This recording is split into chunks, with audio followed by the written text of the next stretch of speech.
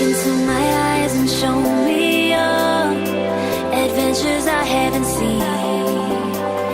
Taking all the life, it hits the spot. Walking on fantasy. While there's a lot of fun to be had at the track with the 2017 Alfa Romeo 4C, there's not much else to like about it. It has one of the harshest rides in its class, and low-speed steering is a workout. Also, its interior is too cheap for a car this expensive.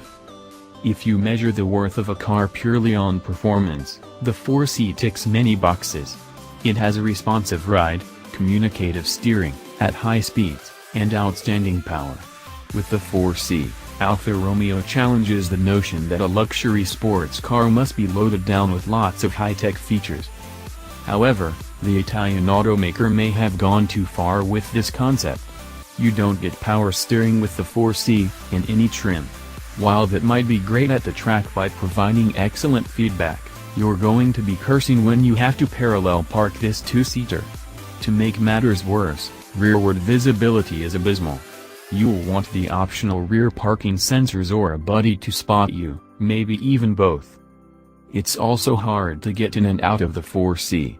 Once inside, you'll notice low-grade plastics abound. There's no sound deadening to insulate you from this Alfa's loud engine. Also, the small Turbo 4 doesn't feel or sound as refined as rivals like the Porsche Cayman.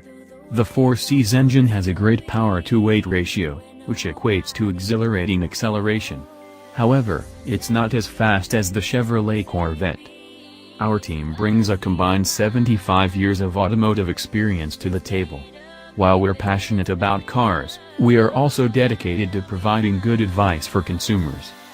To ensure objectivity, we do not accept expensive gifts or trips from car companies. An outside team handles our advertising, and ads are in no way endorsements.